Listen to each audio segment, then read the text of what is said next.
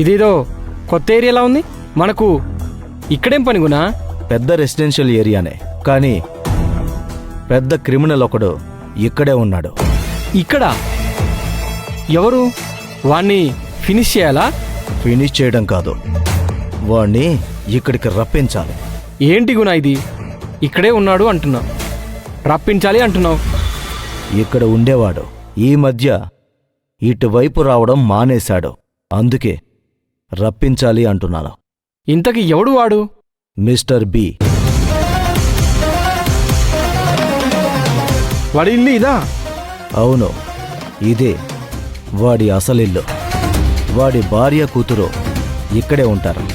వాడికి ఎవరు లేనట్లు బిహేవ్ చేశాడు.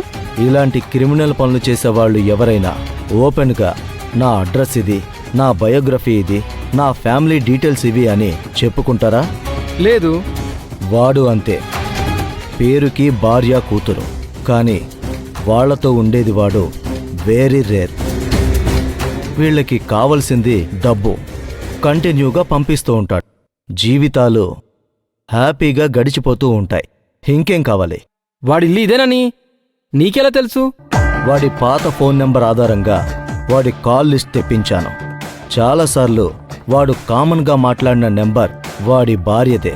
ఓ, ఆ నెంబర్ అడ్రస్ ఉంది ఈ ఇంటిదే. Wow, super Guna. అయితే వాడు ఆల్మోస్ట్ దొరికిపోయినట్లే. అప్పుడే కాదు, ఇన్ఫర్మేషన్ తెలుసుకొని స్కెచ్ వేయాలి. అసలు ఈ ఇంట్లో ఎవరున్నారు, ఎంతమంది ఉన్నారు, వాళ్ళ డైలీ రొటీన్ ఏంటి, ఎక్కడికి వెళ్తారు, ఇవన్నీ తెలుసుకుని ప్లాన్ చేయాలి. పర్ఫెక్ట్ ప్లానింగ్తో ఎగ్జిక్యూట్ చేయాలి. కొంచెం కూడా తేడా రాకూడదు.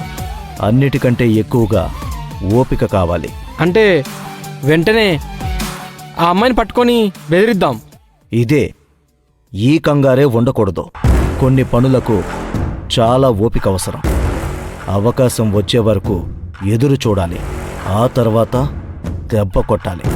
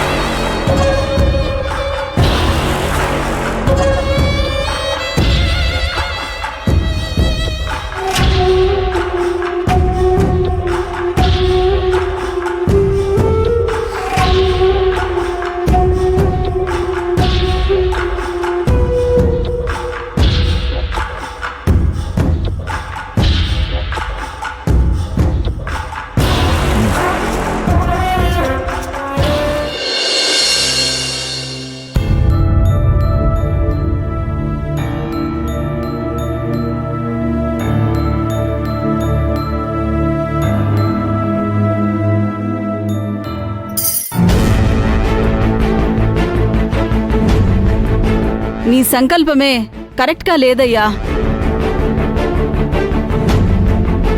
భార్యకి ఎప్పుడు ఎవరూ కూడా ఇలాంటి సీమంతం చెయ్యలేదయ్యా.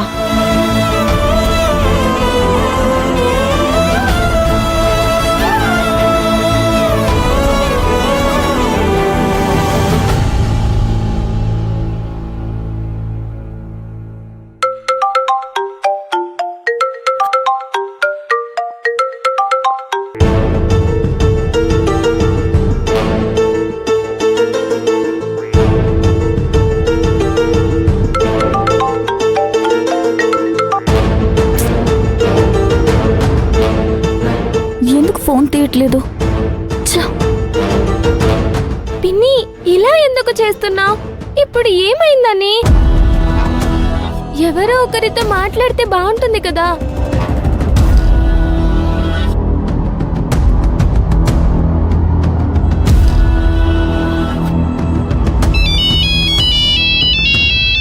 హలో అమ్మా, పిన్నితో మాట్లాడాలా? పక్కనే ఉంది, ఇస్తాను.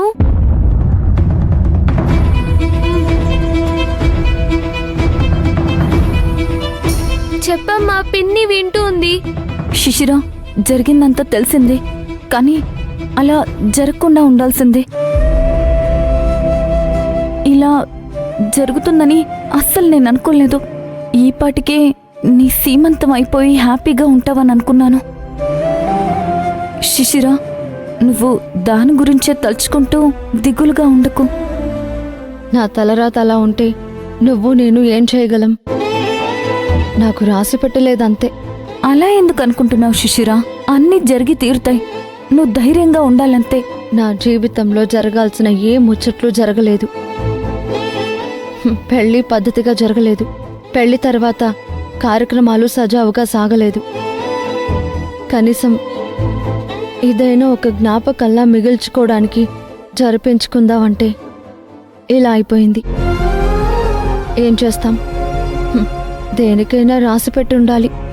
శిశిర, నువ్వు నిరాశపడుకో. ఇప్పుడు ఏం చేద్దాం అనుకుంటున్నావు? ఏమైనా అనుకున్నావా? నాకు దేని మీద ఆసక్తి లేదు. ఆశలన్నీ చచ్చిపోయాయి. శిశిర, నువ్విలా మాట్లాడితే ఎలా చెప్పు? ఎందుకు ఆశల్ని చంపేసుకోవడం? ఇంకేం చేయాలి? అయినా నాకు పూర్తిగా ఇంట్రెస్ట్ పోయిందిలే శివగామి. నువ్వు దీని గురించి ఎక్కువగా ఆలోచించకు. అంతే, అన్నీ అవే సర్దుకుంటాయి. అమ్మా, ఉంటాను.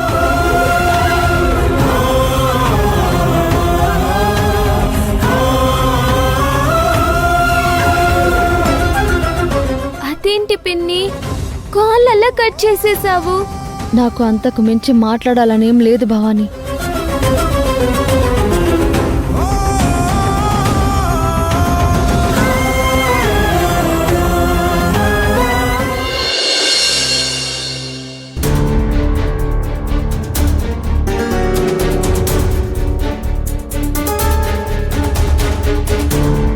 కూర్చో.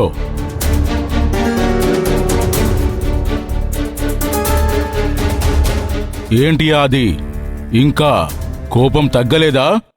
నా కోపానికి ఒక కారణం ఉంది గురూజీ. మనం ఏ ఫలితం కావాలనుకున్నామో అది లభించింది. ఏ అరిష్టం సృష్టించాలనుకున్నామో అది నెరవేరింది.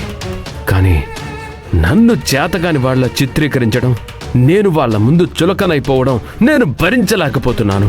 నీ అనుమానం ఇది ఎవరైనా కావాలని చేసి ఉంటారనా? అవును గురూజీ, ఎవరో కావాలని చెడగొట్టాలనే ప్రయత్నం చేశారేమో, నన్ను శిశిర దృష్టిలో పనికి మాలిన వాడిలాగా చిత్రీకరించడానికి. ఇదంతా చేశారు గురూజీ. కానీ ఎవరికి ఆ అవకాశం ఉంది? అదే తెలుసుకోవాలి గురూజీ. తెలుసుకుంటేనే వాళ్ళని ఏదో ఒకటి చేయగలను. సరే,